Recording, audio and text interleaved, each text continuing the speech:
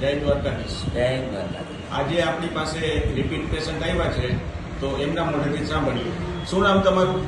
સેવરા અમીરભાઈ રાજાભાઈ. અને શું તકલીફ માટે અમૃત પુષ્પ લઈ ગયા હતા?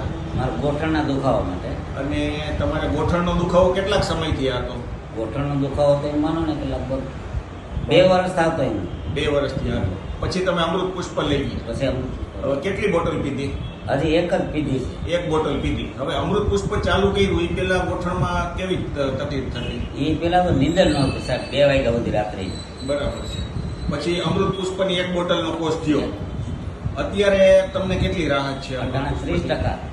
30% ફાયદો છે. એક બોટલ પૂરી, 30%. 1 બોટલ પૂરી થઈ અને તમે બીજી બોટલ લેવા આવ્યા છો. હવે જે તમને દુખાવાના હિસાબે નીંદર ના આવતી એમાં કેટલી રાહત છે? નીંદરમાં હવે બહુ સારી નીંદર થાય છે.